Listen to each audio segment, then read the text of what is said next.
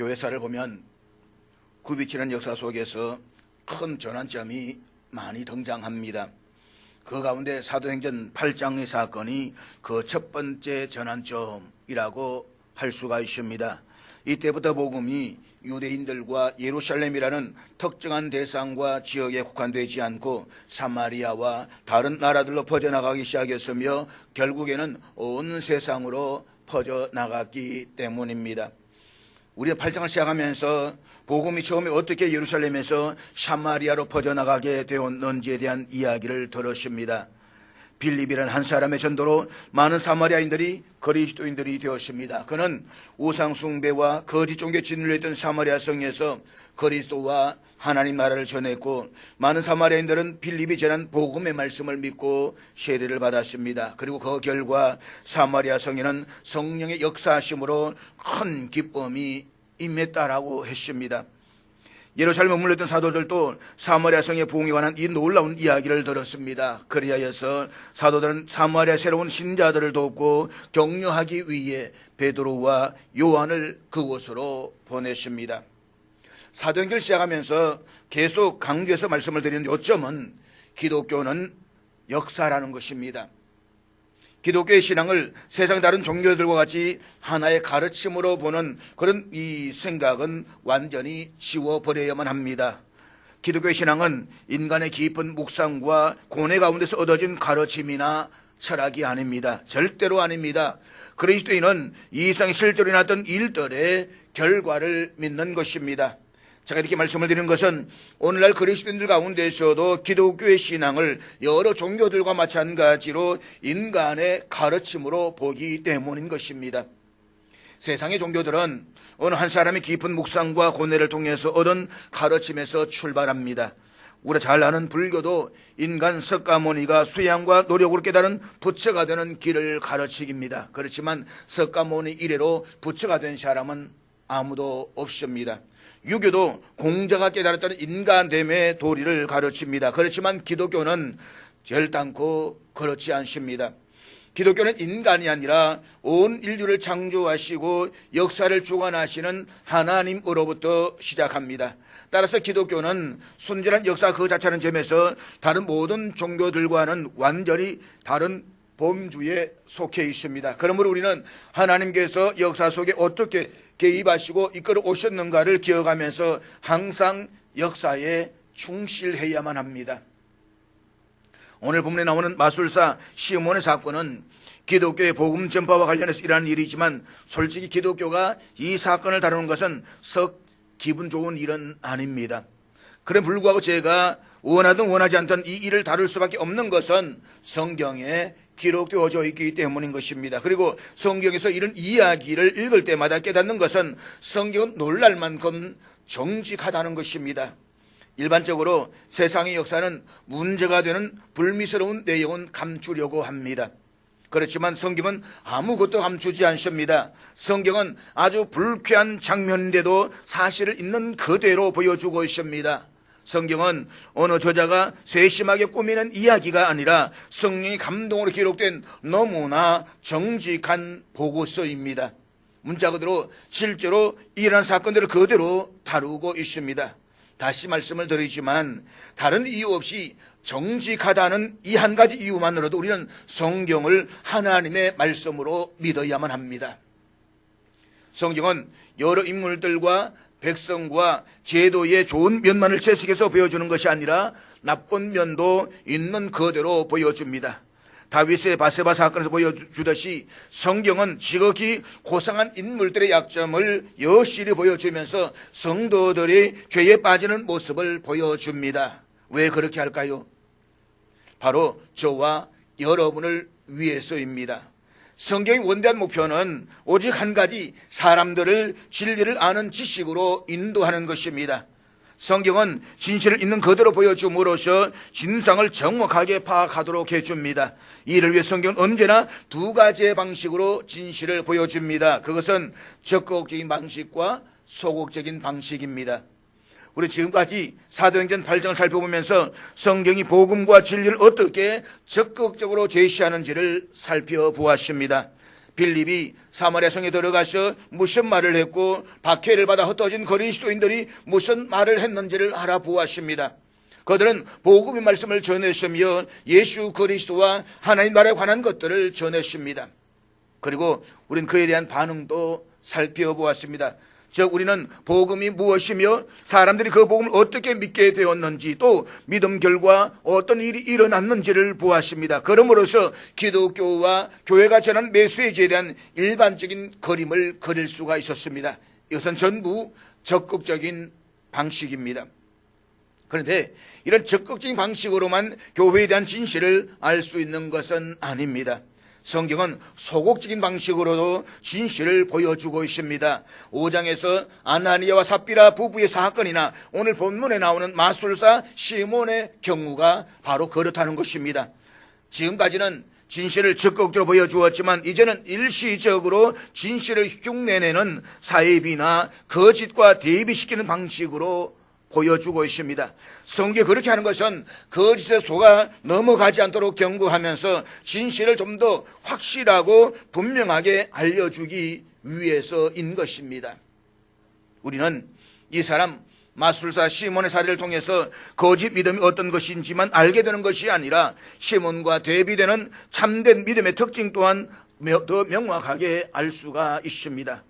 겉으로만 보면 시몬이나 믿음을 가진 다른 사마리아인들이나 다 같은 자리에 있는 것 같지만 실상은 전혀 그렇지 않기 때문입니다. 그리고 왜 그들이 같지 않은지, 어떻게 같지 않은지를 살펴보는 가운데서 참된 기독교의 진리를 훨씬 더 명확하게 알게 될 것입니다. 사랑하는 여러분, 여러분은 성경이 본문과 같은 골치 아픈 이야기를 하는 이유가 무엇이라고 생각을 하십니까?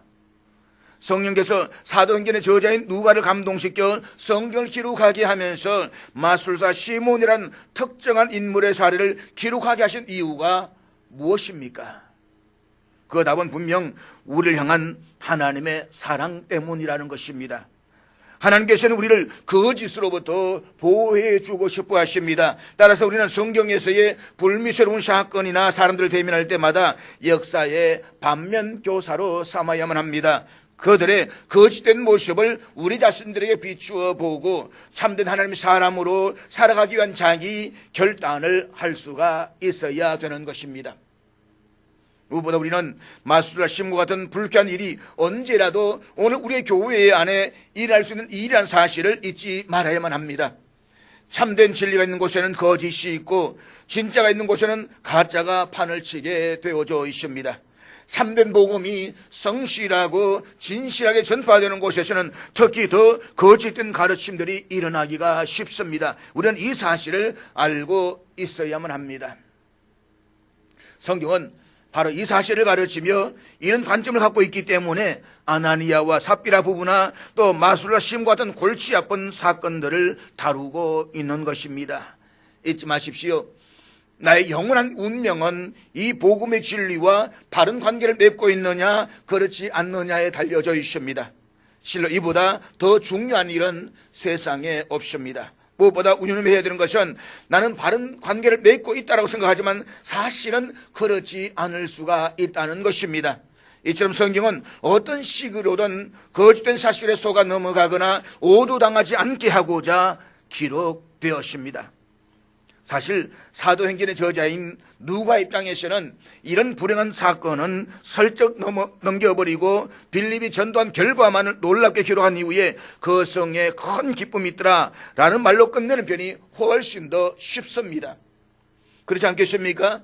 누가는 사도들이 사마리아에 내려와서 안수했으며 그 결과 사람들이 성령으로 충만해졌다는 이야기, 그리고 그 성에 훨씬 더 큰 기쁨이 임했고 홍분과 감격이 넘쳐났다는 이야기만 하고 끝내버릴 수도 있습니다. 얼마나 은혜가 넘치고 경이로운 일입니까? 그런데 갑자기 불편한 사건이 쑥 끼어들고 있습니다. 그 이유가 무엇이겠습니까? 반복하지만 이 물음에 대한 적합한 설명은 한 가지밖에 없습니다. 그것은 우리로 하여금 거짓에 결코 속아 넘어가거나 오도당하지 않게 하시려는 하나님의 사랑 때문인 것입니다. 우리 영혼의 영원한 구원을 안전하게 지켜주시기 위해서 하나님은 이 불편한 사건을 기록하게 하셨습니다. 이처럼 하나님의 진실을 적극적으로 알려주실 뿐만 아니라 우리 스스로 점검해 볼 수 있도록 소극적인 방법을 통해서도 알려주시는 것은 바로 우리를 향한 하나님의 무한하신 사랑 때문인 것입니다. 그렇다면 본문에서 마술사 시몬의 사건이 우리에게 주고자 하는 메시지가 무엇입니까? 그것은 그리스도인이 아닌데도 불구하고 그리스도인이라고 생각하는 경우가 분명히 있다는 것입니다. 사실이 그렇습니다. 그리스도인이 아닌데도 그리스도인이라고 자신을 속이며 착각하는 경우가 얼마든지 있을 수가 있습니다. 이것은 마술사 시몬의 사례가 더할 나위 없이 분명하게 보여주고 있습니다. 본문 13절을 한번 보도록 하겠습니다. 시몬도 믿고 세례를 받은 후에 전심으로 빌립을 따라다니며 그 나타나는 표적과 그 능력을 보고 놀라니라. 본문에 보면 시몬도 믿고 라고 했습니다. 이 말은 시몬도 나사렛 예수가 하나님의 아들이심을 믿는다라고 했다는 것입니다. 이것은 빌립이 전했던 내용이었습니다. 빌립은 예수 그리스도의 이름과 하나님의 나라를 전했습니다. 우리는 하나님의 독생자 예수 그리스도에 대한 메시지의 핵심 내용을 살펴보았습니다. 동정녀 찬생과 그 행하신 기적들, 또 우리의 죄를 위해서 십자가에 박혀 죽으시고 장사되었다가 사흘 만에 부활하시고 성천하신 일, 오순절에 났던 성령 강림에 대한 일들을 살펴보았습니다. 시몬이 이 모든 역사적 사실을 믿는다라고 말했다는 것입니다. 그렇지 않았다면 빌립은 그를 받아주지 않았을 것입니다. 나아가 시몬도 세례를 받았다라고 했습니다. 이 말은 시몬이 교회가 제시하는 구원의 방법에도 틀림없이 동의했다는 말입니다. 빌립은 구원의 방법을 상세하게 설명해 주었고 하나님의 아들이 어떻게 우리 죄를 담당하기 위해 세상에 오셨는지를 설명해 주었습니다. 그 덕분에 우리가 죄 용서함을 받고 구원을 받아 하나님하고 화목하게 된다는 것을 이야기했습니다. 그리고 시몬은 빌립의 설명을 받아들인다는 자신의 생각을 보여주기 위해서 세례를 받았습니다. 세례는 예수 그리스도를 구주로 믿는다는 자신의 신앙을 교회 공동체 앞에서 공개적으로 고백하는 것입니다. 뿐만 아니라 시몬이 전심으로 빌립을 따라다녔다라고 했습니다. 그는 예수를 믿는다라고 고백하고 세례를 받았으며 교회 안에 들어왔습니다. 분명히 그의 신앙 고백은 한 번으로 끝나지 않았습니다. 하룻밤 결단하고 나서는 나타나지 않은 것이 아니었습니다. 그는 그 다음 날에도 또 그 다음 날에도 교회에 나타났습니다. 전심으로 빌립을 따라다니며, 본문에서 전심으로 따라다니며라는 말은 빌립이 하는 것이면 어디든지 따라다니는 것을 이야기하고 있습니다. NIV 영어 성경에서는 어디에든 따라다녔다라고 번역하면서 시몬의 열심이 대단하였음을 나타내고 있습니다. 시몬의 이러한 모습은 교회 밖에 있던 한 사람이 그리스도인이 되어서 교회 안에 들어오는 전형적인 모습 그 이상입니다. 그는 빌립이 전한 복음을 믿고 세례를 받았으며 전심으로 빌립을 따라다녔습니다. 외형적으로 보았을 때 그는 누가 보아도 아주 신실한 그리스도인인 것처럼 보였습니다. 그러나 사실은 그렇지 않았습니다. 그는 그리스도인이 아니었습니다. 이런 현상들은 오늘 교회에도 존재합니다. 많은 사람들은 세례를 하나의 보정수표처럼 자신들을 그리스도인으로 만들어주는 수단으로 생각합니다. 내가 세례를 받았기 때문에 그리스도인이라는 것입니다. 간혹 전도를 하다 보면 그런 이야기합니다. 저도 세례를 받았습니다. 그런데요, 교회를 안 나가고 있습니다. 보십시오. 오늘 본문에 시몬도 분명히 교회 앞에서 세례를 받았습니다. 그래도 그는 그리스도인이 아니었습니다. 그렇습니다. 세례를 받았다는 사실 때문에 그리스도인이 되지는 못합니다. 그런데 안타깝게도 오늘의 교회에는 세례를 받았다는 이유만으로 그리스도인이 아니면서 그리스도인이라고 착각하는 사람들이 얼마나 많은지 모릅니다. 뿐만 아니라 교회 안에 있다는 것만으로 자신이 그리스도인을 생각하는 사람들이 많이 있습니다. 그러나 교회 안에 들어와 있다는 그 사실만으로도 그리스도인이 아닐 수가 있다는 것입니다. 사도행전 6장에 의하면 전도자 빌립은 지혜와 성령이 충만한 사람이었습니다. 그럼에도 이 사실을 알아채지 못했습니다. 시몬을 받아주었고 그에게 세례를 주었으며 교회 안에 받아들였습니다. 그런데 이것은 마술사 시몬만 그랬던 것이 아닙니다. 성경 다른 곳에서도 이렇게 자기 기만에 빠진 사람들을 고발하고 있습니다. 오늘날 많은 사람들이 교회 안에 있는 그리스도인들의 이중적이고 위선적인 모습을 보면서 교회 밖에 머물러 있습니다. 세상 사람들은 그리스도인들이 위선 덩어리이기 때문에 기독교를 좋아하지 않는다라고 말합니다. 그래서 예수는 좋은데 교회는 싫다라고 말합니다.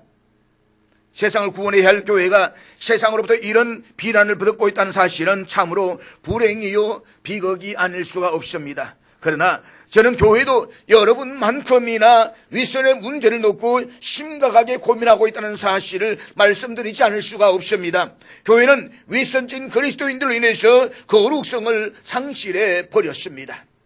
그렇지만 우리가 여기에서 기억해야 할 사실이 한 가지가 있습니다. 그것은 이 땅에 존재하는 세상 교회는 결코 완벽하지 않다는 것입니다. 그렇습니다. 교회는 결코 스스로 완벽한 척하지 않습니다. 교회 안에는 그리스도인이 아니면서도 그리스도인 것처럼 생각하는 사람들이 얼마든지 있을 수 있다라고 말합니다. 예수님께서도 교회 안에 알곡과 가라지가 함께 있다라고 말씀을 하셨습니다. 참 그리스도인과 거짓 그리스도인들이 교회 안에 함께 있다는 것입니다. 이 사실을 종교개혁 시대에 만들어졌던 대부분의 신앙 고백서들이 가르치고 있습니다. 그 가운데 제2세기서 신앙 고백에서는 교회 안에 있는 모든 사람들이 모두 교회는 아니다라고 말하면서 그 이유는 그들 가운데 많은 윗선자들이 있기 때문이다라고 했습니다. 그러니까 교회 안에는 스스로 그리스도인이라고 말하지만 실상은 그리스도인이 아닌 사람들이 있다는 것입니다. 윗선자들 말입니다. 프랑스 신앙 고백에서도 교회 안에는 윗선자들과 벌어진 자들이 있다라고 했습니다. 이들은 내면에 있어서 성령의 조명과 신앙과 마음의 진실함과 끝까지 견디는 견인을 결핍하는 사람들이라고 말하고 있습니다. 그리고 알곡과 가라지가 교회 안에 섞여 있는 상태는 세상 끝날까지 지속될 것이라고 말씀하고 있습니다. 왜 그렇게 하실까요? 하나님 그냥 당장 가라지를 뽑아버리시면 속이 시원하지 않겠습니까? 교회도 거룩하지 않겠습니까? 그런데 왜 교회 안에 이 알곡과 가라지가 함께 가도록 만들어 두시는 것입니까? 이 무릎에 대해서 예수님께서는 마태복음 13장에서 씨 뿌리는 비유를 통해서 말씀을 하셨습니다. 그리고 결론적으로 29절에서 이렇게 말씀하고 있는데 우리 다 같이 읽도록 하겠습니다. 주인이 이르되 가만두라, 가라지를 뽑다가 곡식까지 뽑을까 염려하노라. 그러니까 주님께서는 교회 안에 존재하는 가라지와 같은 거짓 그리스도인들을 추수할 때까지 그대로 내버려 두라고 말씀을 하십니다. 그 이유는 알곡과 같은 참된 그리스도인들을 보호하기 위해서라는 것입니다. 즉 가라지와 같은 거짓 그리스도인들을 그때그때 제거하다 보면 알곡과 같은 참 그리스도인들에게도 피해가 갈 수 있기 때문입니다. 다시 말해서 위선적인 거짓 그리스도인들을 징계하고 척결하려다 보면 필연적으로 그와 인간적인 밀접한 관계가 있는 참 그리스도인들이 시험에 빠지거나 심하면 신앙을 버리게 되는 경우도 있다는 것입니다.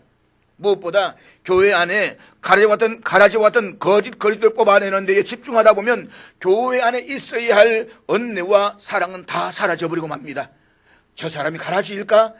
저 사람이 가라지일까? 계속 집중하다 보면 사랑은 떠나가는 것입니다. 그것이 바로 요한계시록의 에베소 교회가 처했던 문제였다는 것입니다.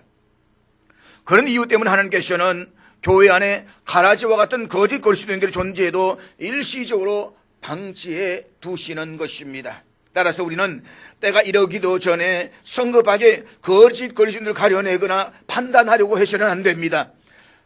다만 우리가 해야 할 것은 자신의 신앙 상태를 항상 점검하면서 사악한 자들이 자리를 잡고 교회를 해롭게 하지 못하도록 늘 깨어 있어야 한다는 것입니다.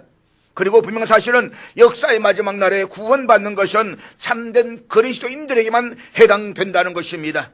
참된 그리스도인들만이 역사의 마지막 날에 몸의 부활과 영생의 영광을 누리게 될 것입니다. 그렇지만 교회 안에 있으면서도 위선과 거짓된 삶을 살았던 그리스도인이 아닌 그리스도인들은 믿지 않았던 불신자들과 마찬가지로 하나님의 심판을 받아서 영원히 꺼지지 않는 지옥불에 던져지게 될 것입니다. 시몬도 믿고 세례를 받은 후에 전심으로 빌립을 따라다니며 시몬은 어느 모로 보나 남과 똑같은 그리스도인이 되었습니다. 삶도 예전과 달라졌습니다. 그가 계속 마술을 했다라고 한다면 세례를 받지도 못했을 것이고 절대 교회에 들어가지도 못했을 것입니다. 빌립은 계속 속임수를 쓰는 마술사를 교회 안에 받아들이지도 않았을 것입니다. 시몬은 과거에 하던 모든 일을 포기하고 돌이켜 정기적으로 교회에 출석했습니다. 그리고 열심히 빌립을 따라다니며 그 행하는 기이한 표적과 큰 능력을 보고 놀라며 경탄했습니다. 마술사 시몬보다 더 열심과 안목이 있는 사람은 없는 듯 했습니다. 그런데도 보시다시피 시몬은 전혀 그리스도인이 아니었다는 것이 본문의 전체적인 요점인 것입니다. 어떻게 이 사실을 알 수가 있을까요? 본문에는 그 대답이 아주 간단하면서도 명백하게 나와 있습니다. 본문 19절을 같이 보도록 하겠습니다. 이르되 이 권능을 내게도 주어 누구든지 내가 안수하는 사람은 성령을 받게 하여 주어서 하니, 빌립의 성공적인 복음 전도로 사마리아 사람들이 하나님의 말씀을 받아들였다는 소식을 듣고 예루살렘에 머물고 있던 베드로와 요한을 확인하기 위해서 내려왔습니다. 그때까지만 해도 사마리아 사람들은 예수의 이름으로 세례만 받았을 뿐 성령을 받지는 못했습니다. 그런데 사도들이 사마리아 사람들이 안수하자 성령이 임했습니다. 아마 사도들의 안수로 성령을 받은 사람들이 예언도 하고 방언도 하는 등 성령의 역사로 말미암이라는 외적인 현상을 시몬이 보았던 것 같습니다. 그에게 있어서 성령의 역사가 나타난 이러한 외적인 현상은 처음 보는 놀라운 일이었을 것입니다.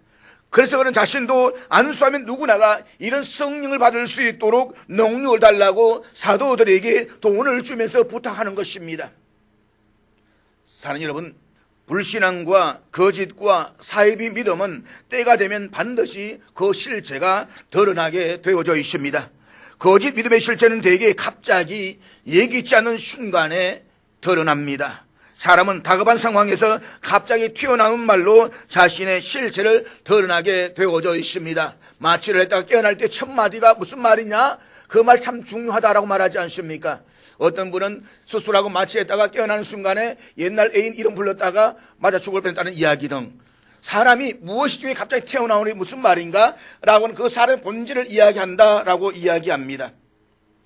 예수님께서 마태복음 12장 36절 37절 말씀하신 바가 바로 이것인데 우리 같이 읽도록 하겠습니다.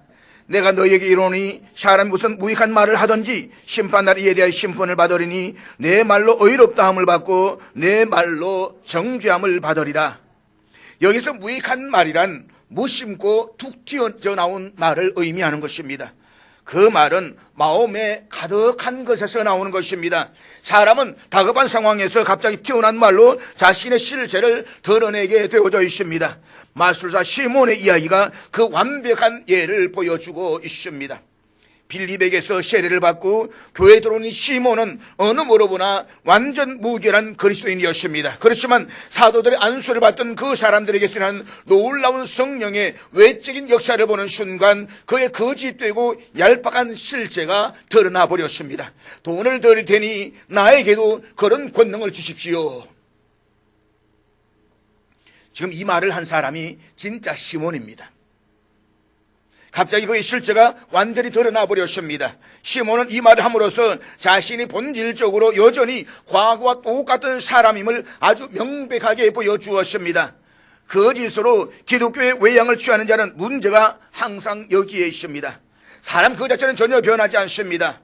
믿고 세례를 받고 교회 안으로 들어오기는 하지만 때론 놀라움과 경탄으로 쳐다보기도 하지만 본질은 전혀 변하지 않습니다. 여전히 예전과 똑같으며 결국은 세상적인 마음을 가지고 있는 세속적인 사람이라는 사실을 드러내는 것입니다. 그가 성령으로 완전히 거듭나기 이전에는 말입니다. 초대교회 정언에 의하면 이 시몬은 애굽으로 가서 철학과 마술을 배워왔다고 말합니다. 9절에서 자칭 큰 자라고 했는데 시몬이 스스로 자기를 가장 높은 곳에 있는 아버지라고 칭했었다고 말합니다. 그리고 자기를 하나님의 말씀으로 칭했다라고 말합니다. 그는 마술로 사마리아 사람들을 지배해 왔습니다. 그런데 자기보다 더 큰 능력을 행하는 빌립을 만났습니다. 자기는 지금까지 마술로 사람들을 속여왔는데 빌립은 진짜 더러운 귀신을 떠나가게 하고 불치병에 시달리던 중풍병자와 못 걷는 사람들을 걷게 했습니다. 그 모습을 보고 시몬은 마술을 포기하고 빌립을 따라다녔습니다. 그리고 빌립보다 더 큰 능력을 행하는 사도를 보면서 본색이 드러나고 말았습니다. 한마디로 마술을 하게 만들었던 요소는 여전히 가지고 있었습니다. 그것은 자신도 사도를 행하는 능력을 받아서 많은 사람 놀라게 하여서 예전처럼 하나님의 큰 능력을 받은 사람으로 칭송을 받고 자신을 추종하도록 만들고 싶었던 것입니다. 그러니까 그의 본질은 전혀 변하지 않았습니다. 단지 똑같은 일을 다른 방식으로 하고 싶었을 뿐입니다. 그가 보기에는 마술이나 사도들이 하는 방식이나 비슷했습니다. 자신도 전에 능력을 가지고 있었는데 여기에도 능력이 있었습니다. 그렇지만 자신이 있었던 마술보다 빌립이 행하는 능력이 더 크다는 것을 알았습니다. 그래서 빌립이 가는 곳마다 어디든지 따라다녔습니다. 그가 그랬던 것은 빌립이 행하는 능력을 배우기 위해서였습니다. 그러다가 예루살렘에 내려온 두 사도에게서 빌립보다 신비한 능력이 있는 것을 보았습니다. 그들이 기도하고 안수하기만 하면 성령이 임하는 것을 보았습니다. 그는 이 능력이 더 마음에 들었고 그래서 이 능력을 얻고 싶었습니다. 그래서 그는 예전처럼 자신을 가장 큰 능력자로 과시하고 재물도 모으려고 했습니다. 이 사람 시몬은 그리스도인이 아니었습니다. 잠시 그리스도인의 흉내를 냈을 뿐입니다. 결국 이 사람은 나중에 영지주의를 창시하고 영지주의자의 교주가 되는 것입니다. 그렇다면 시몬이 참된 그리스도인이 될 수 없었던 이유가 무엇입니까? 이 물음에 대해서 본문 23절에 그 대답을 주고 있습니다. 내가 보니 너는 악독이 가득하며 불의에 매인 바 되었도다. 본문에서 우리는 시몬이 그리스도인이 아니었던 이유를 발견하게 됩니다. 그것은 시몬이 악독이 가득하며 불의에 매인 바가 되었기 때문인 것입니다. 여기서 악독이 가득하며 라는 헬라어는 서디선 설계를 향하여 라는 뜻입니다. 동물에는 내장에는 설계가 다 있습니다. 그런데 설계를 제대로 제거하지 않으면 서서 먹지를 못합니다. 생수도 마찬가지입니다. 생선의 설계를 그냥 놔두면 전혀 입에를 대지를 못합니다. 다 버려야 되는 것입니다. 이것은 죄의 성격을 보여주고 있는 것입니다. 그러니까 설계접이 선 것처럼 죄도 섭니다. 세상에 순수한 쾌락이란 없습니다. 아무것도 순수하지 않습니다. 죄는 본질적으로 쓴 것이며 역겹고 포악하며 혐오스러운 것입니다. 여기 쓰다라는 말은 불행과 슬픔 그리고 해를 받는 일을 상징합니다. 이것은 죄에 빠진 인간의 모습을 그대로 보여주고 있습니다. 우리가 죄를 회개하고 범하고 회개하지 않으면 아주 서디선 생활을 할 수밖에 없는 것입니다. 나아가 베드로는 시몬이처럼 악독이 가득할 뿐만 아니라 동시에 불의에 매인 바 되었다라고 말하고 있습니다. 여기에서 매여 있다라는 것은 종살이를 하고 있다는 뜻이고 속박당하고 있다는 뜻입니다. 시몬의 상태가 그렇다는 것입니다. 그런 악독과 불의에 매여서 종의 죄의 종노릇을 하고 있었습니다. 성경과 본문이 명백하게 보여주고 있는 사실은 죄라는 것이 결코 비상적인 것이 아니라는 것입니다. 인간의 문제는 삶의 표면이 아닌 삶 속 아주 깊은 곳에 있습니다. 겉으로 드러난 것이 아니라 보여지는 것이 아니라 마음 깊은 곳에 자리를 잡고 있다는 것입니다. 죄는 간단한 것이 아니라 아주 심각한 것입니다. 하나님의 아들이신 예수님께서 세상에 오셔야만 구원을 받을 수 있다는 성경의 말씀이 참이라고 한다면 죄의 문제는 그만큼 심각한 것입니다. 나아가 죄는 소극적인 상태가 아니라 아주 능동적인 것이어서 반드시 드러나게 되어져 있습니다. 죄는 표면적으로는 부드럽고 선량하며 호의적이고 친절하고 우호적이지만 표면만 살짝 긁어내면 어김없이 악독이 드러나 버리는 것입니다. 사람들은 자기 나름대로 하나님에 대한 생각을 가지고 있습니다. 자기 하나님을 자기 울타리 속에 만들어 놓고 있는 것입니다. 그러나 그 하나님은 성경의 하나님이 아닙니다. 그들은 하나님의 사랑이시다라고 말하면서 공의로우신 하나님에 대해서는 언급하려고 하지 않습니다. 그들은 자기의 생각이 들어맞을 때에는 믿는다라고 말하지만 자기의 생각에 조금이라도 어긋나기만 하면 하나님을 맹렬히 공격하거나 비웃기 시작하는 것입니다. 그들은 그런 하나님을 믿지 않는다고 말합니다. 거기에서 바로 악독이 나오는 것입니다. 이스라엘 백성들이 모세를 원망하며 저주하던 그것이 바로 악독이 나온다 이 말인 것입니다.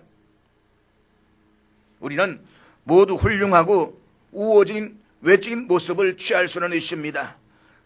속이며 가장하기 때문입니다. 그러나 다시 말하지만 표면만 살짝 긁어내면 악독이 드러나게 되어져 있습니다. 이 사실을 시몬이 여실히 보여주고 있습니다. 그렇다면 실제로 시몬을 향한 베드로의 권면이 무엇입니까?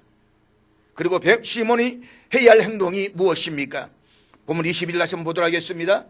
그러므로 너의 이 악함을 회개하고 주께 기도하라. 혹 마음에 품은 것을 사하여 주시리라. 성경에서 마음은 단순히 감정을 가리키는 것이 아니라 인격의 중심을 가리키는 말인 것입니다. 잘못되어 있는 것은 바로 거기 인격의 중심, 마음입니다. 모든 것이 마음에서 비롯되는 것입니다. 따라서 단순히 기독교의 신앙을 하나를 추가함으로써 그리스도인이 될 수 있는 것은 아닙니다. 내가 이제 교회에 나갔다 세례받았다 그것만으로 그리스도인이 될 수는 없는 것입니다. 그 모든 것을 다 해도 여전히 그리스도인이 못 될 수가 있습니다. 참된 그리스도인이 되기 위해서는 그리스도 안에서 새 마음, 새 사람이 되는 것입니다. 거듭나는 것입니다. 중생하는 것입니다. 시몬이 참된 그리스도인이 될 수 없었던 이유가 바로 여기에 있습니다. 그런데 이런 시몬에게도 구원의 기회는 있었습니다. 그도 빌립이나 사도들처럼 참된 그리스도인이 될 수가 있었습니다. 그렇지 않았다고 한다면 베드로는 결코 이 말을 하지 않았을 것입니다. 베드로가 시몬에게 요청한 말이 이것입니다. 그러므로 너의 이 악함을 회개하고 주께 기도하라. 이 말은 자신의 교만함과 어리석음, 과거의 지은 죄와 하나님 눈에 드러나는 모든 것을 인정하라는 뜻입니다. 그리고 자신을 낮추고 그 모든 것을 회개하고 돌아서라는 뜻입니다. 이것이 복음의 영광입니다. 복음은 비열하고 악독이 가득한 죄인, 불의에 매인받은 죄인을 위한 것입니다. 복음은 하나님 세상을 이처럼 사랑하사 독생자를 주심으로써 누구든 저를 믿는 자는 멸망하지 않고 영생을 얻게 하신다는 메시지입니다. 예수님이 이 땅에 오신 것도 바로 이런 죄인들을 위해서였던 것입니다. 그러므로 회개하십시오. 하나님께 기도하십시오. 그의 자비에 여러분을 맡기십시오. 그리고 어떤 경우에도 여러분을 내치지 않을 것이라고 말씀을 하셨습니다. 그러므로 마수사 시몬에게서 교훈을 배우십시오. 회개하고 믿어 구원을 받으십시오. 그리스도인이 아니면서도 그리스도인이라고 생각하는 것보다 더 무서운 일은 없습니다. 평생 동안 자신은 그리스도인이라고 생각하면서 살다가 마지막 순간에 가서야 스스로 속고 있다는 사실을 발견하는 것보다 더 무서운 일은 없습니다. 이와 같은 불의의 사람들을 마태복음 7장 22절에서 보게 되는데 우리 다 같이 읽도록 하겠습니다. 그날에 많은 사람이 나더러 이르되 주여 주여 우리가 주의 이름으로 선지자 노릇하며 주의 이름으로 귀신을 쫓아내며 주의 이름으로 많은 권능을 행하지 아니하였나이까 하리니. 본문에서 주여 주여라고 연거푸 부르는 것을 보면 이들은 기도도 열심히 하고 나름대로 뜨겁게 주님을 섬겼음을 보여주고 있습니다. 또한 이들이 선지자의 일, 즉 진리를 가르치는 일을 하고 귀신도 쫓아내고 많은 권능을 행한 것을 보면 매우 큰 은사도 받고 교회 직분자의 위치에 있었음도 볼 수가 있습니다. 그러나 주님께서는 이들에게 단호하게 말씀하십니다. 내가 너희를 도무지 알지 못하니 불법을 행하는 자들아 내게서 떠나가라. 마수사 시몬의 사건이 우리들에게 명백하게 보여주고 있는 교훈이 바로 이것입니다. 그렇다면 묻습니다. 여러분은 진정 그리스도인이십니까? 단순히 저는 믿고 있습니다 라고 말하지는 마십시오. 시몬도 믿었습니다. 세례를 받았습니다 라고 말하지도 마십시오. 시몬도 세례를 받았습니다. 교회 다니고 있습니다 라고 말하지도 마십시오. 시몬도 우리보다 더 열심히 다녔습니다. 기본적인 질문은 이것입니다. 여러분의 마음은 어떤 상태에 있습니까? 예수 그리스도께 진정한 관심을 가지고 있습니까? 무엇보다 여러분 마음속에 소망의 이유를 말할 수가 있겠습니까? 여러분 마음속에 품고 있는 것을 보면 여러분의 실체를 알 수가 있습니다. 여러분의 돈이나 명예나 그 밖에 여러분이 아끼고 사랑하는 세상적인 모든 것들은 여러분이 죽는 순간 다 끝나고 말 것입니다. 그러나 영원히 끝나지 않는 것이 있습니다. 그것은 바로 저와 여러분의 영혼입니다. 우리가 이 세상에 살아갈 수 있는 기회는 단 한 번밖에 없습니다. 다시는 이렇게 살 수가 없습니다. 우리의 영원한 운명은 이 세상에 살 때 결정되며 그 모든 것은 유일한 구원자이시며 하나님이신 예수님과 어떤 관계를 맺느냐에 달려져 있습니다. 여러분 지금 어떤 자리에 있든 상관없이 그 자리가 잘못된 자리이고 거짓된 자리임을 알게 되었다라고 한다면 베드로가 시몬에게 명한 그대로 하십시오. 회개하십시오. 하나님께 나아가 그 사실을 인정하며 진짜 믿음을 달라라고 기도하십시오. 하나님이 우리의 눈을 열어주시기를 기도하십시오. 독생자를 주시기까지 우리를 사랑하신 하나님께서는 결코 거절하지 아니하실 것입니다. 그리하여서 하나님의 성령을 거듭난 참된 그리스도인으로 그리스도와 함께 후사가 되는 저와 될 수 있기를 주의 이름으로 축복합니다.